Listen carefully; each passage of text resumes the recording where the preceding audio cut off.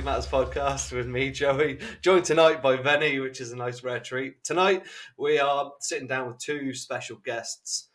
It is Anthony and Garry from the band Without Waves, who are due to release their new album, Comedian, on the 18th of March, which is about 2 weeks away, I think. So first and foremost, gents, thank you so much for joining us and taking the time out of your day to chat to two lovely looking English lads like this. Absolutely, not a problem. Thanks for having us. So you guys are based in Chicago. Let's first take, how's things in Chicago? Cold? Windy? Yes, very cold. It was 65 2 days ago, Fahrenheit, and then it's been snowing all day today, so it's just all over the place. Okay. It's been pretty miserable here. I don't know why the hell we're talking about weather. We should be talking about geopolitical issues. Because we're British, that's all we ever talk about is the weather. So. It is, yeah. Anyway, the album, which you can see behind me there, is out the 18th of March. 5 years since your last album, lads. 5 years? 2017, Luna. Yeah. Am I right? Yeah. Yep. I'm assuming the length of time in between is partly due to COVID. Would that be a fair statement? Yeah, definitely. I think, we were kind of close to having the record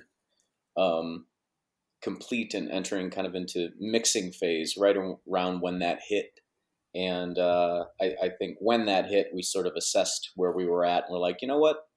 We might as well take a little bit more time to kind of refine things the way we want them and things like that and see how that, rolls out. Now, here we are in, 2022, but it's finally happening. So you must be delighted that it's finally out now and you have the option to tour it. Yes. Yeah, that might have been sort of a selfish decision on our part too, but in an ideal world, you want to be able to play it in front of people, so that it is exciting to finally get this out. So I should just say as well, sorry, I forgot in the introduction that Anthony, you're the guitarist and vocalist, and Garry, you're the drummer, which is, it's great to have two people at either end of the stage to actually talk about, because the drums on this album, Garry, we're going to get to at some point, but I just want to talk to Venny quickly because we're due to review this album on the podcast. So usually we review the album first and then speak to our guests, but Venny is just such a pain in the arse to try and get to talk to. So this is actually quite a good thing that we're going to sort of do a little snippet or review of the album. Venny, I'm going to ask the guys as well in a minute, but the one thing I want to talk to you about is, in terms of the style of music, how does it make you feel? Oh, as someone who kind of tries to describe music, and we as, I'm not going to say journalists, but we as reviewers, part of our brief is to try and explain to people what broadly things sound like. For you guys, that is very difficult, and that is meant as a massive compliment, because there's so much that goes in to each song, never mind the whole album. So it makes it a really exciting challenge to try and explain that in words, essentially. Thank you. So my follow-up question to you, Garry and Anthony, is how would you describe your music to fans of the genre, metal genre? How would you describe it? Yeah, it's definitely hard to do that, and we can always tell that because of the wide range of bands that people tell us we sound like. A lot of them that we've never heard of or never listened to. So I guess we say we're a metal band, and then, but there's a lot other stuff going on there too. So it's kind of hard to describe, I guess. If I have to describe our music to somebody who is aware of a good amount of bands, I would say, a mix of like Dillinger Escape Plan, Porcupine Tree, maybe a little Tool. But as far as coming to saying a genre, that is, I think, a lot harder. It's definitely been difficult. Like, I think we'll sometimes refer to ourselves as, for lack of a better term, as post-prog or post-progressive. And we're not quite even happy with that. But like you're saying too, we're kind of sorry and not sorry. It's so difficult to classify, right? Because I think it's important when you are sharing new music with the masses and people like that, they have something to draw from, as far as descriptors go. But yeah, it's been difficult for us over the years to try to kind of encapsulate, what we sound like with those terms. That being said, I do feel like this record, in comparison to our last release, Lunar, which came out in 2017, is definitely more focused, and I think a little bit more. We kind of tightened a lot of aspects of who we were up, and we wrote the songs within a shorter period of time, maybe like a 2 to 3 year process, as opposed to like Lunar, which, I mean, there were songs, 5, 6 years worth of work that went into that. And different times in your life, you're different people, as far as growth is concerned. And so, but I do think we kind of captured the essence of who we were, or who we are on this record. So It was a question I was going to bring up later, actually, the step from Luna to comedian. And do you feel, as musicians individually or as a band, do you feel that there has been a massive step between Luna and comedian in terms of the quality and output of each record? I personally feel that way. I think we did a very good job of connecting all the dots, both musically, but also thematically. Even from a lyrical standpoint, there's a lot of interconnectivity between all the songs and the themes kind of explored, but also like still enough of a sense of mystery as to, what something might be about. I think that's important for a listener too, is to be able to draw on what they're hearing or reading and kind of create their own meaning with it. So it's a fine line to walk, but I do feel like we really, I feel very happy with what we did. I think it was definitely a great step forward for us, just kind of tightening on what we already had. So Yeah, and I think we also got better with learning the best way to approach, recording the album. Whereas in the past, things would kind of drag on, and we're not one of those bands where we um, record stuff at home for the albums and stuff. Like, we go into the studio and have a guy who is very talented at making things sound good record it. So it takes us a little longer in that respect, especially with the way a lot of people work today, where they're recording their own music at home and then just sending it off to be mixed.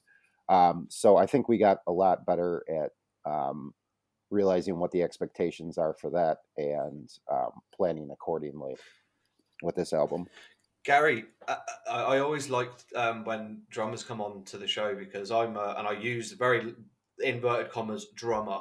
Like, I mean, I can play like Back in Black, and that's pretty much the extent of my drum. But That's a start. it's a start, yeah. Maybe later we can talk about one-on-one lessons, maybe. Yeah, absolutely. But from your point of view, Gary, from a drummer's perspective, and from your playing style and technicality, do you feel like you progressed between the two albums as a player? Because I'll come on to what I think about the album shortly, but from what I hear on this album, the drumming is absolute top notch. Well, thank you. I appreciate that. And yeah, I would say I definitely did. I mean, the material was a lot more complex, I think, in some ways. And I'm someone who practices a lot, anyways. And I play in other bands. And a lot of that is just for keeping myself playing all the time and learning new things and incorporating different styles into my playing. So yeah, I think I had to get better to play a lot of this stuff well. And I didn't want to go into the studio and have everything sound replaced. I wanted us to get like really good drum sounds and be able to have that be on the album the way we recorded it. So it was important to me to be able to play the songs and play them well and make them sound good. So that, on my part, a lot of preparation went into recording the drums for this album. Anthony, I noticed you've been nodding your head pretty much throughout what Gary's been saying there. So I assume you're in strong agreement with how well or how good Gary has been on this album. yes, and normally Gary and I have a somewhat hilariously contentious relationship when it comes to our our contributions to this band. So if I were joking with you guys, I would say I completely disagree that he recorded worse than the last record. But no, the reality of it is, yeah, I think the drum sounds like Garry was saying, and like Gary's a beast. I mean, what are you playing, like 7 different bands right now? But that usually hovers between like 7 to 12. Too many. Yeah, Too many. too many. But I think one thing we make a good point too, because like I think the amount of bands that you've been in and the different styles that you've played have really, really like just even since Lunar, you know what I mean? Like you've had all of these opportunities to kind of do a lot of different things and then grind, when it comes to, writing and stuff like that. Cause Garry is always at our rehearsal spot, that's kind of his second home. You sleep there every once in a while too. If I'm tired. Yeah. As you do. Yeah. The drums and even like the some of the actual like genuine like drum hooks on the record too. Like I'll be listening to certain songs and like Slight and Shadows. I think Garry did a fantastic job on, as far as just like the drums feel very spastic and fast, but there's also these really, really hooky rhythmic patterns too that complement what's already there. So basically what you're saying is, when you're talking to people out in the open, he's great, but behind his back, you think he's done a rubbish job. Oh, actually, the reverse. Yeah, when I'm talking to people out in the open, he's a piece of shit and it's horrible. But then when we're getting actually truthful, yes, he's very good. Okay, Benny, I'll let you jump in a second. I just want to quickly, we'll get onto the album now. And lads, this start of the year has been really strong with albums coming out. 2021 was a really poor start to the year. Wasn't much coming out. This year, we've had Wilderun. I'm just naming bands that I would like. Wilderun came out, Amorphis, Crowbar's just been released, etc., etc. This promo came in, and I heard the single "Good Grief" first. And when I was on to Will, who is the prosthetic publicist, I was like, "Send me this album right now. Send me this album." I was bugging him for days. He was probably fed up with me, which is fair enough. And when I received it and listened to this all the way through, this is one of the most batshit crazy, incredible, fucking amazing album I've heard in such a long time. And Benny, I'm sorry, I'm spoiling our review later, but it's absolutely incredible. Yeah, I should have done that.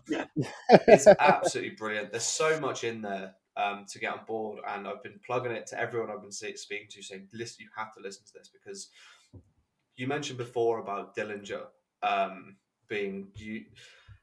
Whether you like to be in that bucket of Dillinger, obviously there will be likenesses in there, and with the absence of Dillinger, this album, for me personally, fills that void. And Venny, I'm going to pass over to you now. I don't know if you feel the same way, because you're a bigger Dillinger fan than me, but what were you thinking when you heard this album first? Yeah, I mean, I'm a big Dillinger fan, and yeah, there's clearly a big void now they've disbanded. But yeah, what really impressed me about the album is how many different types. I mean, we've already touched on how hard it is to characterize you guys, and I know that's often a band's least favorite thing, is when people try and put them into boxes of what they sound like and what their art is. But yeah, there's so much that goes into it. And just, I'm sure you get asked this question a lot, but what are your kind of influences, and how does that feed into your art and what you put together? I think the four of us have a wide array of tastes and influences that have all kind of helped shape each one of us, individually. But there are certain bands and certain records that, we're all drawn to, or have been, drawn to over the years. One of the things we recently, we did a little blurb with Echoes and Dust, where they asked about like 3, kind of like important records. And one of the ones that I wrote about was Dillinger Ironworks, actually. I had discovered Dillinger maybe like during Miss Machine. I was in high school when that came out, and when I first heard it, I absolutely did not get it and turned it off right away. Um, but I hear you. but over time, and just sort of, I think once you kind of break past that door, when you get it, you get it. And that next record after that, I always really respected that band's tenacity. That was a kind of a tumultuous time for them as far as losing Chris Penne around that time, and Gil Sharon coming in and replacing him on drums, and then the other guitar player had some sort of health issue or what. I don't know. There was just a lot going on and they pushed through and did it. And there's something about that record where you can hear that. You can hear that tenacity. You can hear the stress. You can hear the anxiety and things like that. And so one thing when I think about that record and how I felt when I listened to it has certainly influenced me, and I think us too, especially with this record, because this record for us, I mean, like when we were recording it, personally, I was like, just every aspect of my life required 120% effort, and everything felt like it was just failing. And even when I was in the studio, sometimes doing things and pushing through and getting it done, like I think that anxiety and that stress, you can kind of hear it on the record, and certainly lyrically. But I always respected that band because of that, and many other bands. But that was just one of the more important records for me. I don't know about you, Gary.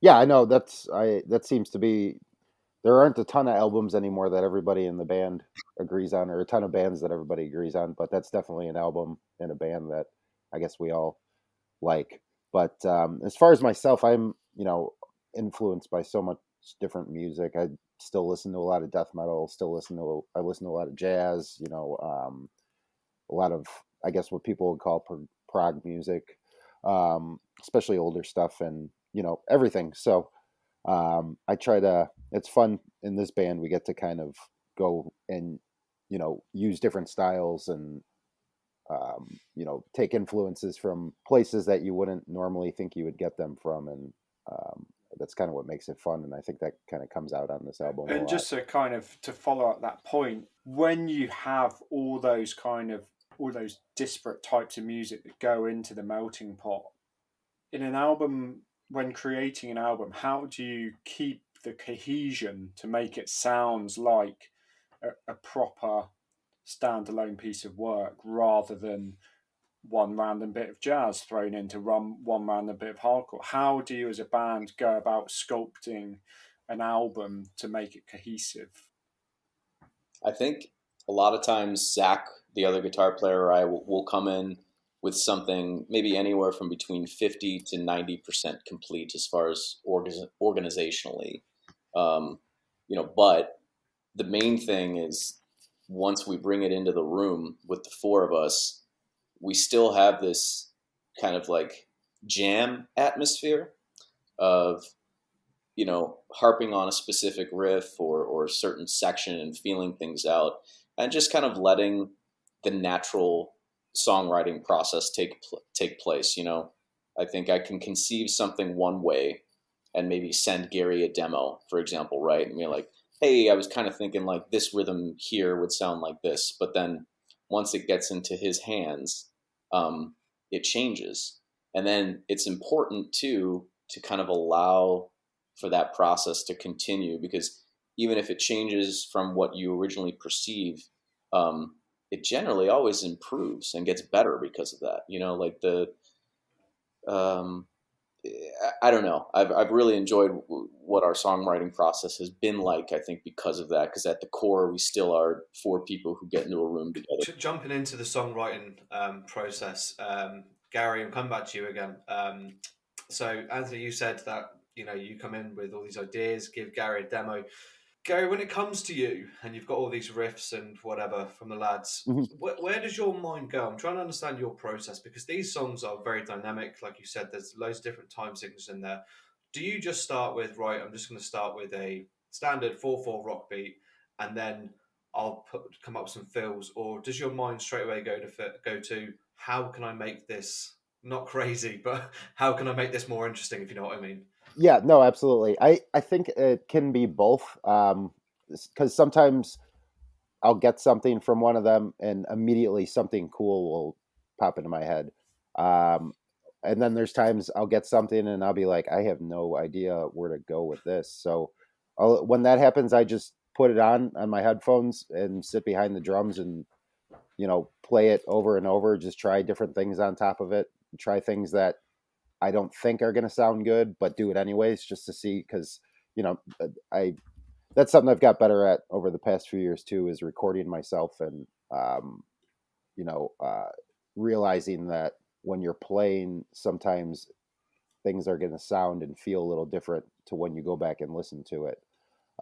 So I do a lot of experimenting in that regard when I get the ideas from the guys, and sometimes they'll have a little direction. Other times, Anthony sort of gives a bit more direction, whereas Zach is just kind of like, "Here's a riff that's in 11/8 or something," and I'm like, "Okay, I'll get back to you in a couple of weeks on this one."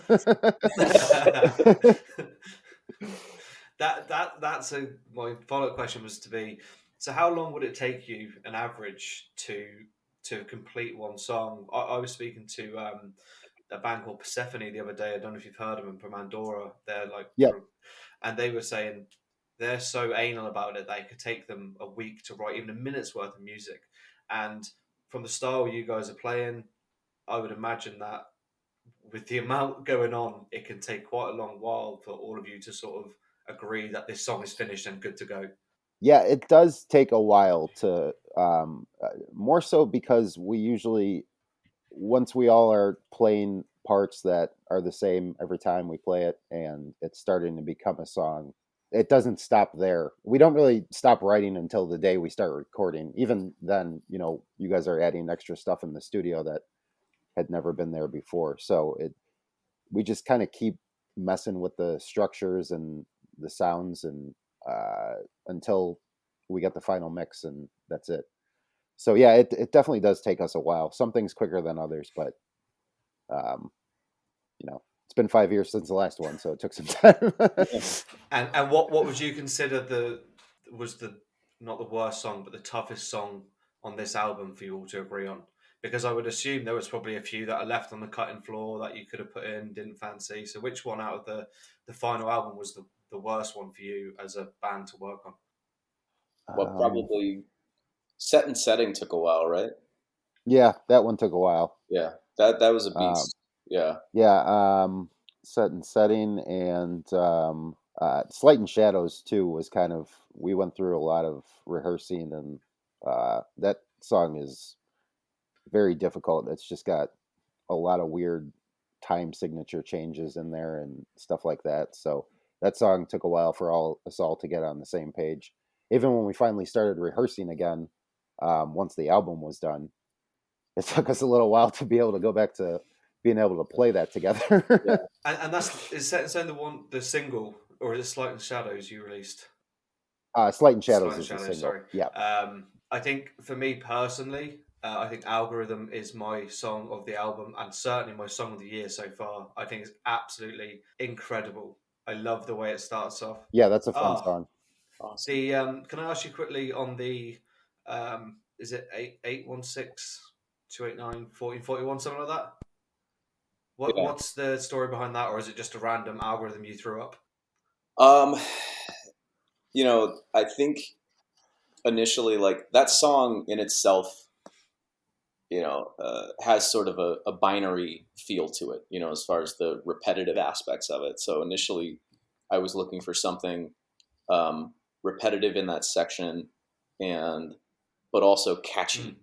Um, and that number itself is could be considered more random.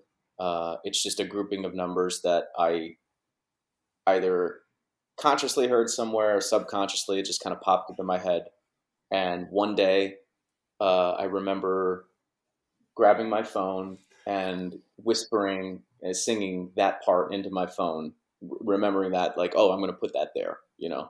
So whatever, it didn't really come from anywhere specific, or it's not necessarily like alluding to anything, but it does I think fit that section perfectly. So yeah, and some guy with that phone number, you know, might get a couple of calls.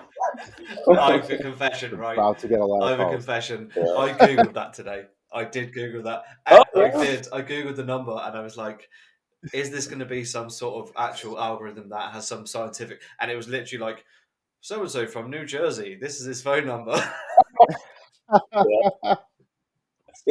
That's awesome. Don't Google phone numbers like that. You get into a lot of trouble. Benny? Yeah, just the last question for me is, right now, with the availability of streaming services and everything else, there's so much music out there, and the whole world has been opened up for people to release music, and that's clearly a great thing. How, as a band, do you go about kind of planting your flag on the map and standing out from the crowd and getting your art out there and heard? That's a great question. Um, yeah, I mean, our intention with this record was to be honest with ourselves and honest with what we were putting out there. And, I think putting ourselves out there in the way that we have since we've started to promote this, like the video for Good Grief, I think is a great example of, there's some serious themes, on the record that we're exploring, but like at the core, like we're four dudes who are just kind of weird. And so I think, that video was fun to kind of showcase, I guess, that aspect of our collective and just individual, personalities, which I think was a great step for us, as far as just kind of having something out there that people can kind of get sucked into, and not necessarily like, that really has nothing to do with the overall meaning of that song in particular, but damn, was there some great basketball playing. We hit like almost every shot in that clip. Of course, all alley straight in, yeah. Yeah. Swish. Unedited, that was Oh, yeah. pure. Like, yeah, I mean, like we got on the court and there were some scouts there, for NBA scouts that were really. Yeah, totally. We're No talking. cuts in those shots. Yeah, we got our representation talking to them now, so you might see us next year. We might give up music. So. I don't know, Gary. You seem like you're quite tall. Anthony, I don't know. Are you as tall as Gary? I just think of the slam dunks. No, I'm 5'10". I think Gary, you're 6 feet, right? Yeah, I think I'm about 6 feet. All right, so, yeah. So maybe there's a chance. Yeah, there's definitely a chance. I mean, Zach's dunk at the end, that was all him. Really? That was not any sort of assistance with crew members or anything like that. He genuinely did that. Was it like just standing on someone's shoulders and just like having the bottom half out of shot and just having him dunking in? Who? Yeah, essentially, like I think what they did was they were originally going to shoot a green screen, but then someone had the idea of taking a ladder, and then Zach kind of held himself on the ladder, and the other people shifted it, and we just focused on his feet, sort of gliding through the air. And then the final shot, he was standing on a table and dunking, and it was very, very like Chappelle Show Prince-esque initially, and then it kind of morphed into what we did. Who came up with the idea for the video? Because, like you said, it is considering like the music. Oh, sorry, the song "Good Grief" on it. I don't want to disrespect you, but it doesn't seem to fit the style of the video, if you know what I mean. Because it's so much. Yeah. I suppose comedic, if you want to put the. So, who came up with the video? I take extreme offense to that. Yeah. No. Go ahead, Gary. Well, yeah, we were trying to come up with an idea for a music video, and we were talking about all these, serious concepts and how to do all these something with so much symbolism and stuff like that. And then I think Anthony was your idea. You were just like, let's just film a basketball game, because we talk about basketball all the time. So we were just like, let's do something stupid instead of trying to, be all serious or put a ton of meaning into something just for the sake of it, No, for sure. And I think that's sort of like we put enough. I think, thought and effort into the music and the lyrics on the record. And I think sometimes having like a wacky, funny video is just a more enjoyable watch. I think it matches the song too, because like you know, I mean, it's a very heavy song, but it's also got kind of a playful vibe to it too. So I think it matched the overall video, and that getting that video done was that was one of the most stressful things that we've ever done. Trying to find a gym and getting custom jerseys, and just it was. But Dustin Smith is the videographer that we worked with on that, and he's got a vast resume of really, really fantastic videos. But he just did a great job of taking kind of like our vision and then just sort of expanding on it. And we did it in what did we do? We did 2 days. We did 20 hours split between 2 days, and got the performance done the first day, then the game done the second day, and then yeah, Gary and I are gonna be signing our NBA contracts Yep. next week. So is there going to be a merch line of Without Waves NBA basketball tops? Are they going live soon? Yes, so we got them up on our Bandcamp right now for pre-order, and then I was actually just working with the company that we were ordering them from, just talking to them today about an issue. Regardless, we'll have a very limited run by the time we reach our release show in a couple of weeks, and then from there, we'll continue replenishing from there. So. Let's keep an eye out for that then. Get myself some, 100% get myself some of that. Awesome. Absolutely. You mentioned about vision there and how the videographer took your vision. I just want to talk about prosthetic as a label quickly. And obviously, like the album, let's just make this clear, is absolutely brilliant. Like I love it. I've been listening to it nonstop. When you are writing this music, and how much of the label involved with it, and or how supportive are they of you to create this kind of music? Because you do hear a lot of stories, potentially not so much now, but previously, where labels would get involved and be like, "Oh, lads, you can't be doing that. We're not going to sell records of that." So, how supportive have Prosthetic been for you guys? Very supportive. They haven't really said anything that have negative about anything we're doing or anything like that. I mean, I think we sent them the album, and they immediately replied with what their ideas for singles were, and they just had a lot of positive comments about the album and everything. So yeah, there hasn't been any I guess artistic interference on their part at all. Yeah, they kind of just let us do our thing, which is fantastic.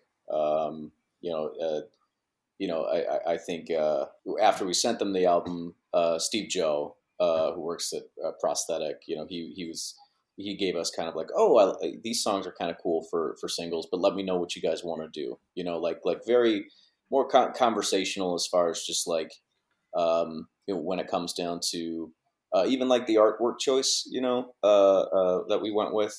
We found that, and I think it's been a good combination of us just sort of giving them whatever we do, and then them running with it, and promoting it that way. So. Is this album sort of cathartic for you? I mean, it touches on human tragedy, and I think, if correct me if I'm wrong, the sort of way the album is that there's so much tragedy that you just have to sort of laugh to try and get through. Is that a fair statement of how you approach writing the lyrics and the sort of base of the album?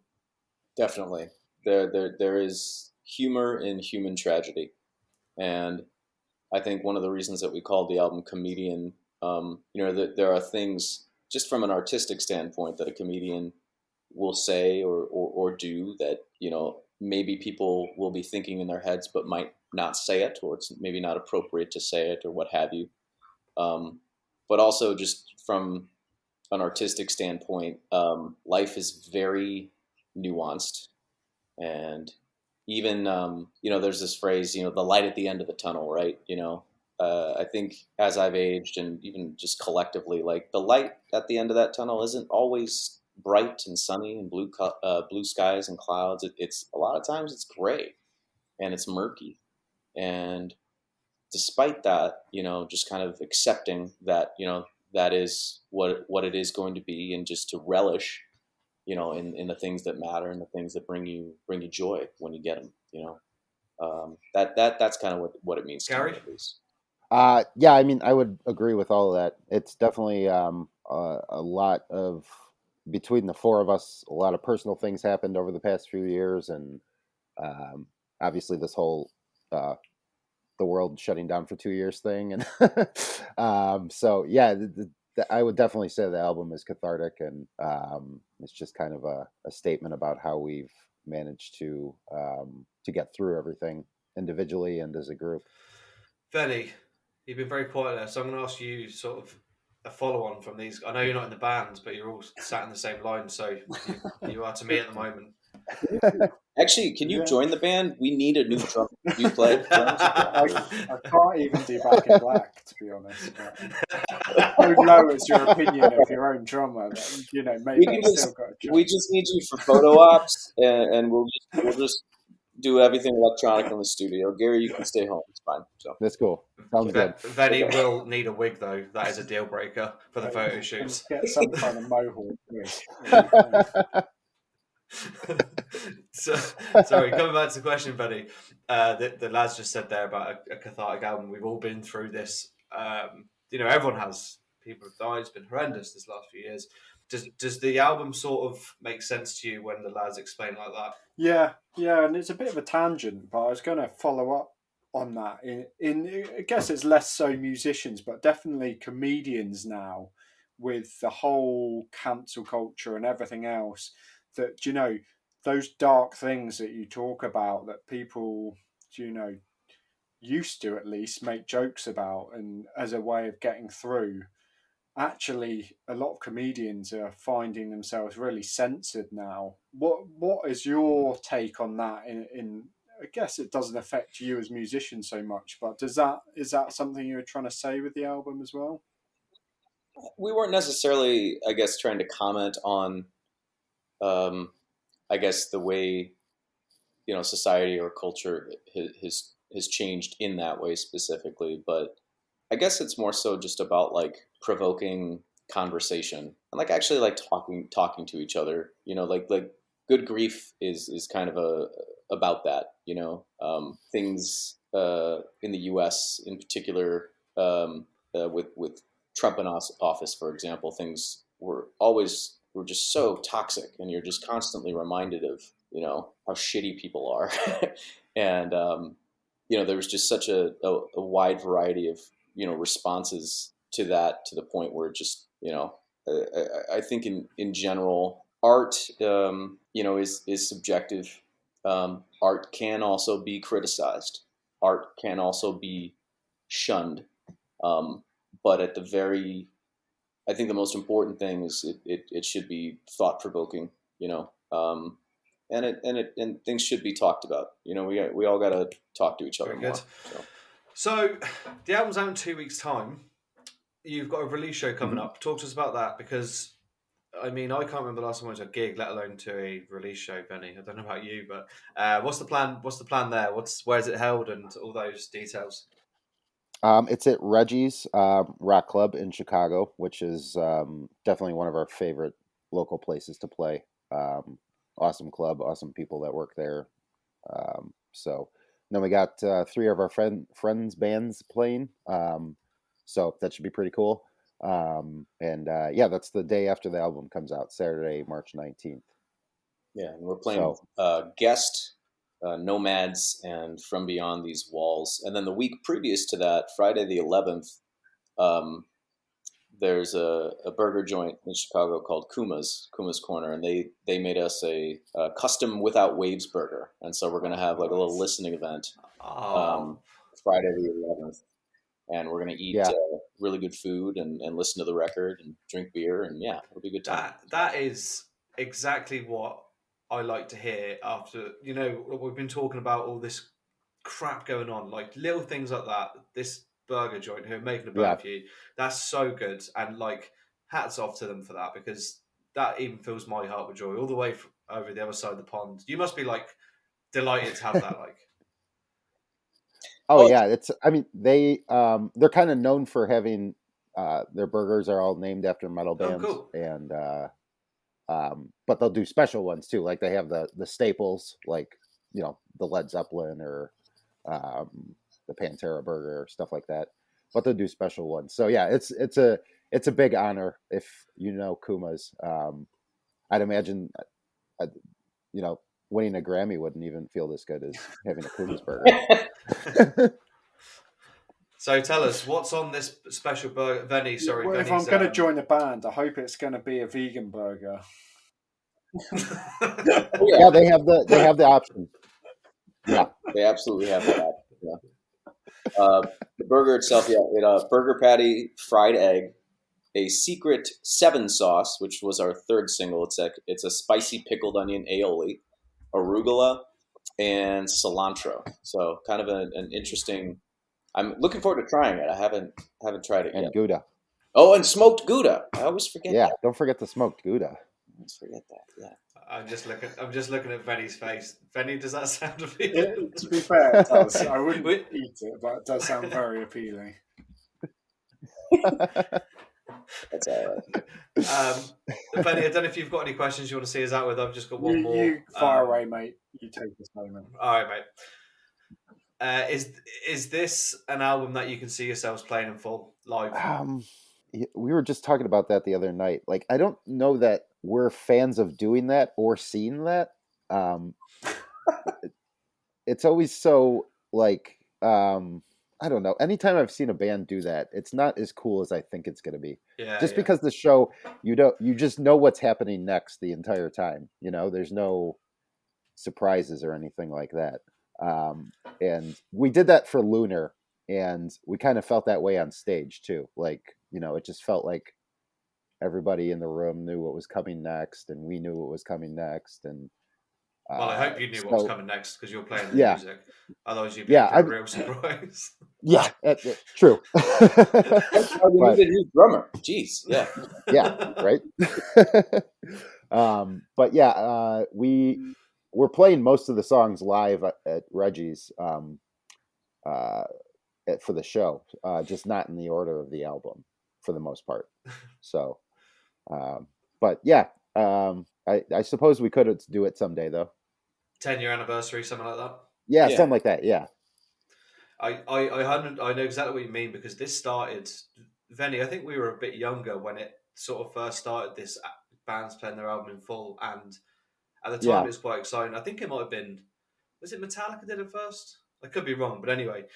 But then it got like that where, okay, Fear Factory are playing Demanufacturing full, and okay, after you played Replica, guys, we don't want to hear the rest of the album, we know what.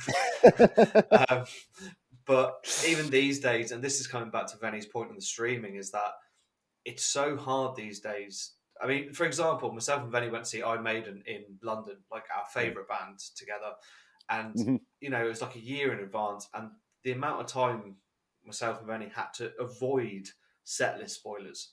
Just like, and you're not even asking for it. Like, just in a WhatsApp, oh, did you see, someone puts a picture. Here's the main set. It's like, trying to avoid it. It's so difficult in this day and age. So I know exactly what you mean. But anyway, sorry, that was just more. I think it was a compliment, wasn't it? You were saying that, so strong as all the material front to back off this album is that you would like to hear it all live. But maybe not in order. And only that. They could a reverse order or something. Yeah, something like that, or it would require us playing hour-long sets, I think, because the album's like 55 minutes or something like that. So we don't always have that amount of time when we're playing gigs, anyways. So it would just depend, I guess, on our time slot. But we do want to be able to play. We basically can play the whole album currently. We just are choosing to skip a couple songs at least at this first show. I mean, that's good considering you wrote the album that you can play all of it as well. Otherwise, Andy, I can see what you mean now. Like, we need a new drummer. Like, I don't know what's... Yeah. Now, final question for you lads before I let you go. Any plans to hit Europe to tour this or tour at all in Europe? Yeah, we definitely would like to get over to Europe. We're planning to do some stuff this summer in the U.S. So hopefully, we can find someone in Europe that wants to work with us and get us over there, because we'd love to go play over there. Yeah, we've been wanting to go over there for many years, and so I think it would be wonderful to make it over there, in the coming year for something a little bit longer and extended. So it'd be great to see you over here. Yeah, no, hopefully we can make it over there for this album. How big is your place? Could we just? Do you know, Anthony? I was just about to say, I will even make you a signature burger at my house, and you Okay. can just jam in my front room. Sweet. All right? Perfect, man. Yeah, that's a deal. Send us the details. We'll book our flights like tomorrow. Yeah. Awesome. There's plenty of room. If you don't mind dogs and children getting up at 7 a.m, this place is for you. Awesome. Right up our alley. Listen, guys, we've taken up plenty of your time. I appreciate your time and sitting and chatting with us. It's been absolutely wicked. I just want to give a shout out to Will from Prosthetic Records for setting this up, because I've been badgering him for so long. So apologies. But the album's absolutely brilliant, guys. Congratulations. I hope the release party goes great. I hope you get loads of success off the back of it that you deserve. And Venny, is there anything you want to say before we head on? Thanks, guys, and enjoy the burgers. Thank you guys for having us on. Yeah, sincerely, thank you for speaking with us and listening. We appreciate your kind words, and just we're glad you're both digging it. So it's our pleasure. And until the next time I see you in my living room, absolutely, we'll see you next time on Heavy Matters. Thanks very much, guys. Cheers. Take care. Thank you. Cheers. Have a good one.